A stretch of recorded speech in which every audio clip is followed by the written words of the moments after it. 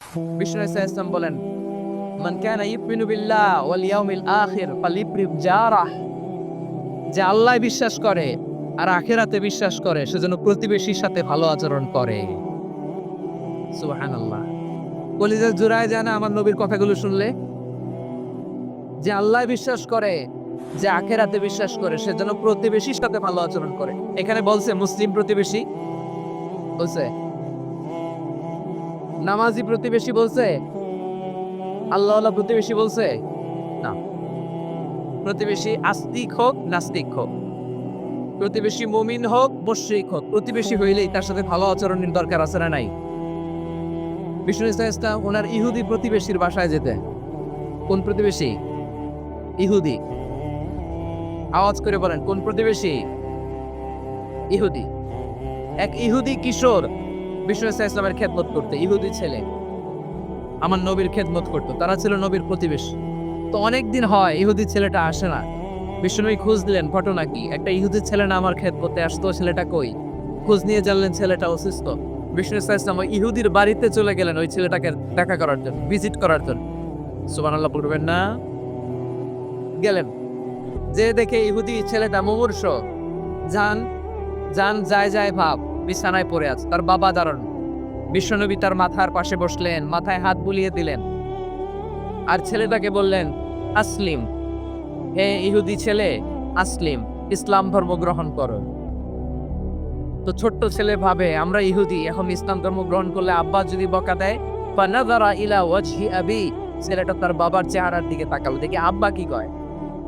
আব্বা যদি বলে তাহলে ইসলাম ধর্ম গ্রহণ করো।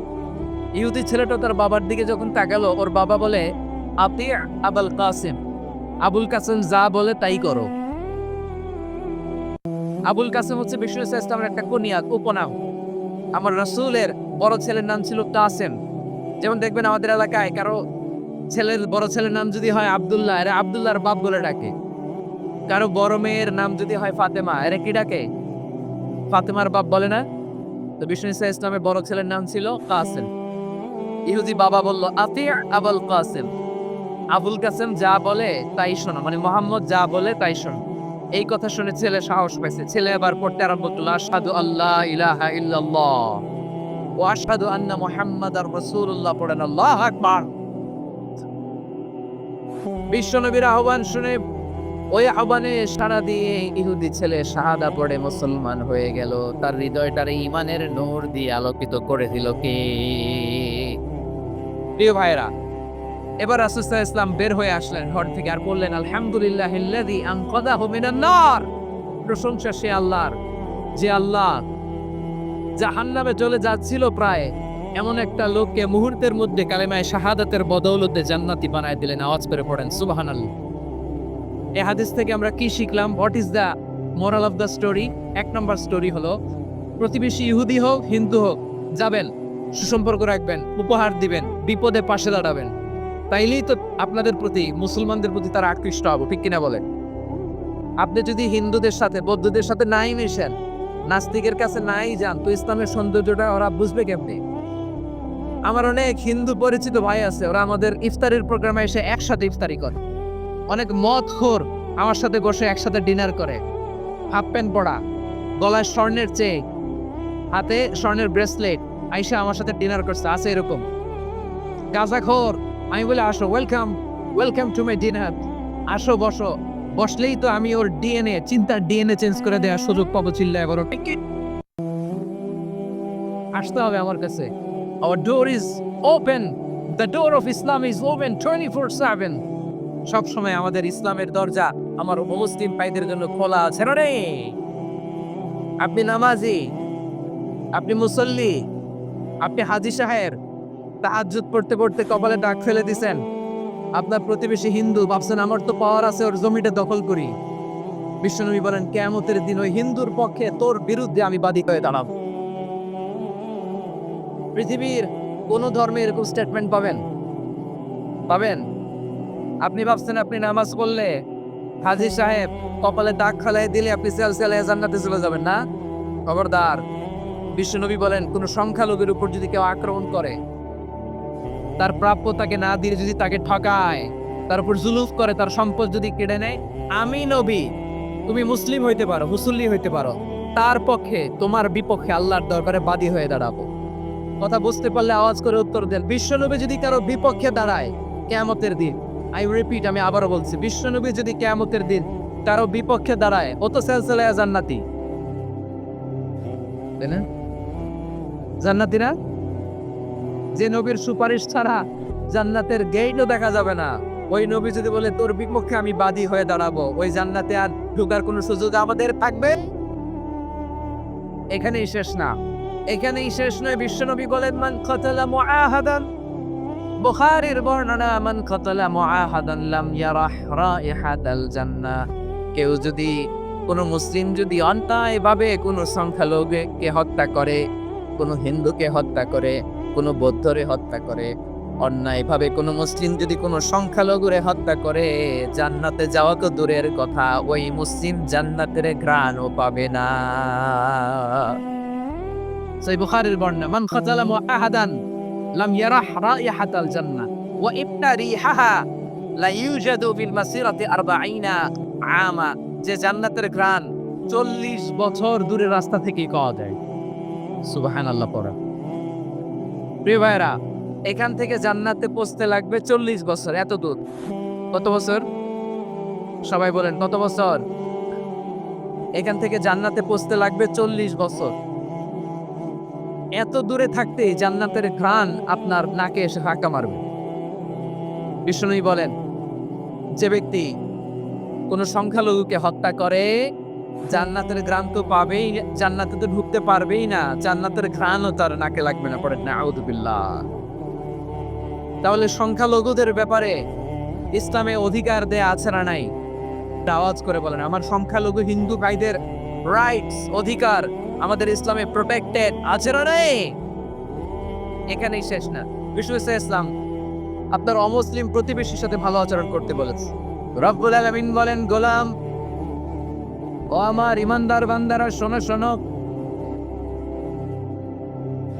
ও আমার বিশ্বাসী বান্দারা, শোনো শোনো,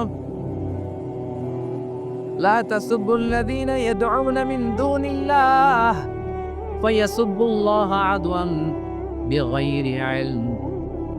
ও আমার বিশ্বাসী বান্দারা, যারা আল্লাহকে ব্যতি রেখে, আল্লাহকে বাদ দিয়ে অন্য উপাস্যকে ডাকে, দেবীর পূজা করে, দেবতাদের পূজা করে, তোমরা খবরদার তাদের গালি দিও না। আওয়াজ করে বলেন, কি দিও না? আল্লাহ বলেন, অবিশ্বাসীরা শোনো, যারা আল্লাহকে ব্যতি রেখে দেবীর পূজা করে, অন্য উপাস্যের পূজা করে, তাদেরকে ডাকে, ওই দেবতাদেরকে তোমরা গালি দিও না। যদি ওই দেবতাদেরকে গালি দাও, তাহলে ভুলবশত, শত্রুতাবশত তারা তোমাদের রব আল্লাহকে গালি দেবে, ঠিক কিনা? তোমরা যদি তাদের দেবতাদের গালি দাও, ওরা রেগে তোমার আল্লাহরে গালি দিবে, তাহলে আল্লাহরে গালি খাওয়ানোর কারণ হয়ে গেলাম আমি, ঠিক কিনা বলেন? আমরা দেবতাদের গালি দিলে ওরা আল্লাহকে গালি দিবে। রব্বুল আলামিন বলেন, খবরদার দেবতাদেরকে গালি দিও না, তাহলে ওরা তোমার রব আল্লাহরে গালি দেবে। প্রতিটি জাতির জন্য তাদের কাজকে আমি আল্লাহ সুশোভিত করে রেখেছি, তারা সবাই একদিন আমার কাছেই ফিরে আসবে। এরপর আমি রব্বুল আলামিন তাদের আমলনামা তাদেরকে জানিয়ে দেব। সুবহানাল্লাহ পড়ে। প্রিয় ভাইরা, আল্লাহ তাআলা বলেছেন, খবরদার গালি দিও না। আদেশটা কার? আওয়াজ করে বলেন তো। হিন্দুদের দেবতা দেবদেবীদেরকে গালি দেওয়া যাবে না। আওয়াজ করে বলুন প্রিয় ভাইরা, এই আদেশটা কার? এই আপনাদের গলার আওয়াজ। অন্য ধর্মের দেবতাদেরকে যে গালি দেওয়া যাবে না, এই আদেশটা কার? আরো জোরে বলুন, কার? গালি দিবেন কোন দেবতাকে? দিবেন? যদি দেন, তাহলে ওরা আল্লাহরে গালি দিবে। তাহলে আল্লাহরে গালি খাওয়াইলো কে? আপনি, ঠিক কিনা বলে? আমি আল্লাহকে গালি খাওয়ানোর কারণ হলাম, কারণ আমি যদি গালি না দিতাম, ওরা আমার রবকে গালি দিত না। আওয়াজ করে বলে ঠিক কিনা? তাহলে প্রিয় ভাইয়েরা, ইসলাম আমাদেরকে শিখায়, সূরাতুল আনআমের 108 নম্বর আয়াত থেকে আমরা বুঝলাম, কোন ধর্মকে ছোট করা যাবে না। অন্য ধর্মকে ছোট করা মানে ইসলামকে ছোট করা। অন্য ধর্মের দেবতাকে গালি দেওয়া মানে আল্লাহকে গালি খাওয়ানো। আওয়াজ করে বলেন ঠিক কিনা? খবরদার, এটা করা যাবে না। আর অন্য ধর্মের দেবতাকে যদি আপনি গালি দেন, ওরা ইসলাম থেকে দূরে সরে যাবে। যাও ইসলামের প্রতি আকৃষ্ট হয়েছিল আর কোনদিন ইসলামের ধারে কাছে আসবে না। আওয়াজ করে বলেন ঠিক কিনা? এজন্য কোনোদিন অন্য ধর্মের দেবতাদেরকে গালি দেওয়া যাবে না। অন্য ধর্মের কোন দেবতাদেরকে আমরা গালি দিব না, বরং ইসলামের দ্য বিউটি অফ ইসলাম, ইসলামের সৌন্দর্যকে আমরা তুলে ধরব। আমরা যদি বিশ্বনবী সাল্লাল্লাহু আলাইহি ওয়াসাল্লামের জীবনের দিকে তাকাই, তাহলে আমি দেখব বিশ্বনবী সাল্লাল্লাহু আলাইহি ওয়াসাল্লাম মক্কাতে কিংবা মদিনাতে অন্য ধর্মের লোকদের সাথে খুব পিসফুলি লাইফ লিড করেছে। হোক মুশরিক, হোক খ্রিস্টান, হোক ইহুদি, বিশ্বনবী সবার সাথে মিলেমিশে ছিলেন। আলহামদুলিল্লাহ বলেন। ইসলাম হচ্ছে পিসফুল রিলিজিয়ন।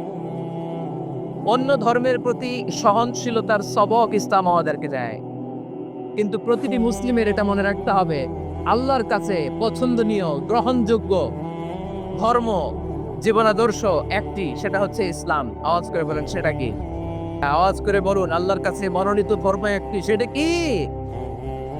এজন্য রব্বুল আলামিন বলেন, ইন্নাদ দীনা ইনদাল্লাহিল ইসলাম, আল্লাহর কাছে মনোনীত গ্রহণযোগ্য অ্যাকসেপ্টেড ধর্ম মতাদর্শ একটা, সেটা হলো ইসলাম। ইসলাম ছাড়া অন্য কোনো ধর্ম যদি কেউ তালাশ করে, তার ওই ধর্ম আল্লাহ গ্রহণ করবে না। ওমাইয়া বিতাগি গায়রাল ইসলামি দীনান ফালাই ইউকবালা মিন ওয়া হুয়া ফিল আখিরাতি মিনাল খাসিরিন।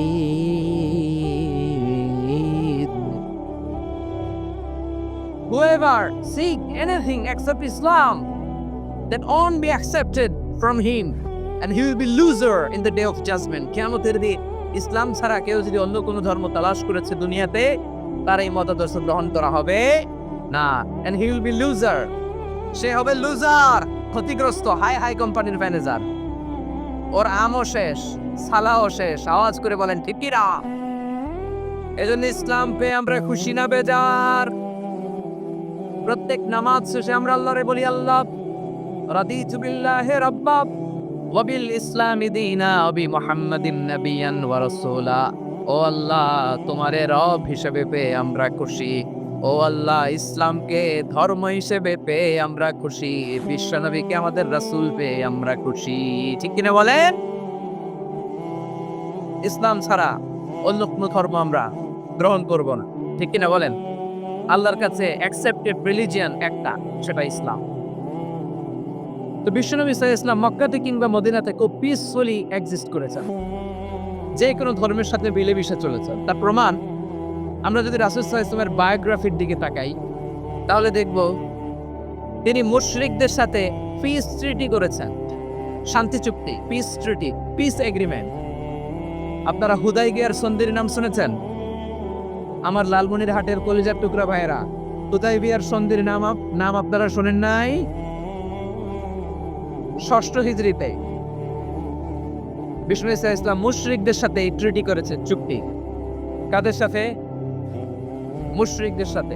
আমরা তো মুসলমান বসতে পারি না। আমরা দুই মুসলিম ভাই একসাথে বসে চা খেতে পারি না, গল্প করতে পারি না। বিষ্ণু ঈসা ইসলাম মুশরিকদের সাথে ট্রিটি করেছেন, হুদাইবিয়ার সন্ধি। এই সন্ধির আগে মক্কা থেকে কেউ মদিনায় যেতে পারে না, মদিনা থেকে কেউ মক্কায় যেতে পারে না। কিন্তু এই সন্ধির পরে ট্রাফিক স্বাভাবিক হয়ে গেল। মক্কার লোকেরা মদিনায় আসতে পারে, মদিনার লোকেরা মক্কায় আসতে পারে। এটাকে বলে সুলহে Hudaibiya, the peace agreement of Hudaibiya, শান্তি চুক্তি। আমরা পৃথিবীতে এখন অনেক শান্তি চুক্তির নাম শুনি, এগুলো সব the piece treaty of Hudaibiya থেকে কপি করা। আল্লাহু আকবার। তাহলে বিশ্বনবী সাল্লাল্লাহু আলাইহি সাল্লাম তিনি যে শান্তিপূর্ণ সহাবস্থানে বিশ্বাসী ছিলেন, মুসলমানেরা যে অন্য ধর্মের প্রতি সহনশীল, তার প্রমাণ হচ্ছে এই পিস ট্রিটি। বিষ্ণু ইসলাম মদিনায় যে কি করলেন? মদিনায় যে বিষ্ণু ইসলাম মদিনা চার্টার করলেন, মদিনা সনদ, সাহিফাতুল মদিনা, এটার বলে মদিনা চার্টার। যে ওয়েস্টে, ইউরোপে, আমেরিকাতে তারা অনেক চার্টার করে, সব চার্টার মদিনা চার্টার থেকে কপি করা। আওয়াজ করে পড়েন সুবহানাল্লাহ। বিষ্ণু ইসলাম মদিনায় গেলেন, মদিনাতে মুসলিম, মুশরিক, ইহুদি, এই তিন ধর্মের লোক মিলে সব স্টেক হোল্ডার যারা আছে সবাইকে নিয়ে বিশ্ব ইসলাম মদিনা চার্টার করলেন, মদিনা সনদ পড়েন সুবহানাল্লাহ। শুধু তাই নয়, মক্কাতে বিশ্বনবী পিস এগ্রিমেন্ট করলেন, শান্তি চুক্তি মুশরিকদের সাথে। মদিনাতে যে বিশ্বনবী মদিনা চার্টার করলেন, মদিনা সনদ করলেন ইহুদিদের সাথে।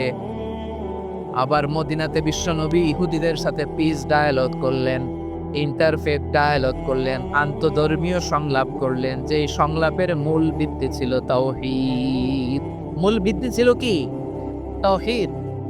বিশ্বনবী ইহুদিদেরকে ডাকলেন, আহ্বান করলেন, বলিয়া আহলাল কিতাবি তাআলাউ ইলা কালিমাতিন সাওয়াইন বাইনানা ওয়া বাইনাকুম আল্লা না'বুদা ইল্লাল্লাহ ওয়া লা নুশরিকা বিহি শাইআন ওয়া লা ইয়াত্তাখিযা বা'দুনা বা'দান আরবাবাম মিন দুনিল্লাহ ফাইন তাওয়াল্লাউ ফাকুলু আশহাদু বিআন্না মুসলিমুন। সুবহানাল্লাহ পড়েন। বিশ্বনবী মদিনার ইহুদিদের ডেকে বললেন, ও ইহুদিরা, শোনো শোনো, আসো এমন একটা আদর্শের প্রশ্নে আমরা একত্রিত হই যে আদর্শের প্রচার তোমাদের নবীরাও করেছে, আমিও করি। যে আদর্শের কথা তোমাদের পবিত্র ধর্মগ্রন্থগুলোতে আছে, আমার কোরআনেরও আছে, সেটা হলো তাওহীদ। আমরা এক আল্লাহ ছাড়া কারো ইবাদত করব না, আল্লাহর সাথে কাউরে শরীক করব না, আল্লাহ ছাড়া কাউরে রব মানব না। পড়েন সুবহানাল্লাহ। মদিনাতে যে তিনি মদিনা চার্টার করলেন, মদিনা সনদ, পিস ডায়ালগ করলেন, শান্তির সংলাপ, ইন্টারফেথ ডায়ালগ করলেন, আন্তধর্মীয় সংলাপ, যার ভিত্তি ছিল তাওহীদ। সুবহানাল্লাহ পড়েন। তাহলে অন্য ধর্মের প্রতি সব সময় ইসলাম সহনশীল, টলারেন্স। যদি আপনি দেখতে চান ইসলামের নবী বিশ্ব নবীর দিকে তাকান, ঠিক কিনা বলেন?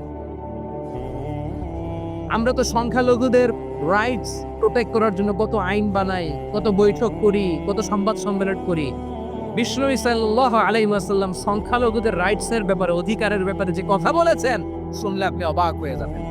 বিশ্বনবী বলেন, আলা মান যালামা মুআহাদান আও ইনতাকাসাহু আও কাল্লাফাহু ফাওকা তাআতিহি আও কাল্লাফাহু ফাওকা তাকাতিহি আও আখাযা মিনহু শাইআন বিগাইরি তিবি নাফসি ওয়া আনা হাজিজুহু ইয়াউমাল কিয়ামা। খবরদার, জেনে রাখো, কেউ যদি কোনো সংখ্যালঘুর উপরে অত্যাচার করে, কোনো সংখ্যালঘুর প্রাপ্য থেকে যদি কেউ কাউকে ঠকায়, সংখ্যালঘুর উপর যদি কেউ কষ্ট দেয়, কোনো সংখ্যালঘুর সম্পদ যদি কেউ জোর করে কেড়ে নেয়, আমি কিয়ামতের দিন বিশ্বনবী ওই সংখ্যালঘুর পক্ষে আর ওই মুসলমানদের বিপক্ষে বাদী হয়ে দাঁড়াবো। সুবহানাল্লাহ বলতে বললেন না? আল্লাহু আকবার। আপনি নামাজি, আপনি মুসল্লি, আপনি হাজী সাহেব, তাহাজ্জুদ পড়তে পড়তে কপালে দাগ ফেলে দিছেন। আপনার প্রতিবেশী হিন্দু, ভাবছেন আমার তো পাওয়ার আছে, ওর জমিটা দখল করি। বিশ্বনবী বলেন, কিয়ামতের দিন ওই হিন্দুর পক্ষে তোর বিরুদ্ধে আমি বাদী হয়ে দাঁড়াবো। পৃথিবীর কোন ধর্মের স্টেটমেন্ট পাবেন? পাবেন? আপনি ভাবছেন আপনি নামাজ পড়লে হাজী সাহেব কপালে দাগ খালাই দিলে আপনি সেলসেলায় জান্নাতে চলে যাবেন না? খবরদার। বিশ্বনবী বলেন, কোন সংখ্যালঘুর উপর যদি কেউ আক্রমণ করে, তার প্রাপ্য তাকে না দিয়ে যদি তাকে ঠকায়, তার উপর জুলুম করে, তার সম্পদ যদি কেড়ে নেয়, আমি নবী, তুমি মুসলিম হইতে পারো, মুসল্লি হইতে পারো, তার পক্ষে, তোমার বিপক্ষে আল্লাহর দরবারে বাদী হয়ে দাঁড়াবো। কথা বুঝতে পারলে আওয়াজ করে উত্তর দেন। বিশ্বনবী যদি কারো বিপক্ষে দাঁড়ায় কিয়ামতের দিন, আই রিপিট, আমি আবারও বলছি, বিশ্বনবী যদি কিয়ামতের দিন কারো বিপক্ষে দাঁড়ায়, ও তো সেলসেলায় জান্নাতি, তাই না? জান্নাতি না? যে নবীর সুপারিশ ছাড়া জান্নাতের গেটও দেখা যাবে না, ওই নবী যদি বলে তোর বিপক্ষে আমি বাদী হয়ে দাঁড়াবো, ওই জান্নাতে আর ঢোকার কোনো সুযোগ আমাদের থাকবে? এখানেই শেষ না, এখানেই শেষ নয়। বিশ্বনবী বলেন, মান কাতালা মুআহাদান, বুখারীর বর্ণনা, মান কাতালা মুআহাদান লাম ইয়ারাহ রাইহাতাল জান্নাহ। কেউ যদি, কোনো মুসলিম যদি অন্যায়ভাবে কোনো সংখ্যালঘুকে হত্যা করে, কোনো হিন্দুকে হত্যা করে, কোনো বৌদ্ধরে হত্যা করে, অন্যায়ভাবে কোনো মুসলিম যদি কোনো সংখ্যালঘুরে হত্যা করে, জান্নাতে যাওয়া তো দূরের কথা, ওই মুসলিম জান্নাতের ঘ্রাণও পাবে না। সহিহ বুখারীর বর্ণনা, মান খাতালা মুআহাদান লাম ইয়ারাহ রাইহাতাল জান্নাহ ওয়া ইন্না রিহাহা লা ইউজাদু মিন মাসিরাতি 40 আমা। যে জান্নাতের ঘ্রাণ 40 বছর দূরের রাস্তা থেকেই পাওয়া যায়। সুবহানাল্লাহ পড়েন। প্রিয় ভাইরা, এখান থেকে জান্নাতে পৌঁছতে লাগবে 40 বছর। এত দূর। কত বছর? সবাই বলেন কত বছর? এখান থেকে জান্নাতে পৌঁছতে লাগবে 40 বছর। এত দূরে থাকতেই জান্নাতের ঘ্রাণ আপনার নাকে এসে ধাক্কা মারবে। বিষ্ণুনবী বলেন, যে ব্যক্তি কোন সংখ্যালঘুকে হত্যা করে, জান্নাতের ঘ্রাণ তো পাবেই, জান্নাতে তো ঢুকতে পারবেই না, জান্নাতের ঘ্রাণও তার নাকে লাগবে না। পড়েন নাউযুবিল্লাহ। তাহলে সংখ্যালঘুদের ব্যাপারে ইসলামে অধিকার দেয়া আছে না নাই? আওয়াজ করে বলেন, আমার সংখ্যালঘু হিন্দু ভাইদের রাইটস, অধিকার আমাদের ইসলামে প্রোটেক্টেড আছে না নাই? এখানেই শেষ না। বিষ্ণু ইসলাম আপনার অমুসলিম প্রতিবেশীর সাথে ভালো আচরণ করতে বলেছে। আমাদের হয় না, এটা মুসলিম পাড়া, ওটা বৌদ্ধ পাড়া, হয় না? অনেক সময় হয় না, এটা আমাদের মুসলিম পাড়া, ওইটা হিন্দু পাড়া, এরকম আছে না নাই? লালমনিরহাটে নাই না? আছে? হিন্দু যদি আপনার প্রতিবেশী হয় কি করবেন? ওরে কষ্ট দিবেন নাকি? কেন, ও তো হিন্দু, ও তো আমার আল্লাহরে ডাকে না, ওরে কষ্ট দিলে জায়েজ হবে না? খবরদার। বিষ্ণু ইসলাম বলেন, মান কানা ইউমিনু বিল্লাহ ওয়াল ইয়াউমিল আখির ফালিউকরিম জারাহ। যে আল্লাহ বিশ্বাস করে আর আখিরাতে বিশ্বাস করে, সেজন্য প্রতিবেশীর সাথে ভালো আচরণ করে। সুবহানাল্লাহ। কলিজা জুড়ায় যায় না আমার নবীর কথাগুলো শুনলে? যে আল্লাহ বিশ্বাস করে, যে আখিরাতে বিশ্বাস করে, সেজন্য প্রতিবেশীর সাথে ভালো আচরণ করে। এখানে বলছে মুসলিম প্রতিবেশী বলছে, নামাজি প্রতিবেশী বলছে, আল্লাহওয়ালা প্রতিবেশী বলছে। প্রতিবেশী আস্তিক হোক নাস্তিক হোক, প্রতিবেশী মুমিন হোক মুশরিক হোক, প্রতিবেশী হইলেই তার সাথে ভালো আচরণের দরকার আছে না নাই?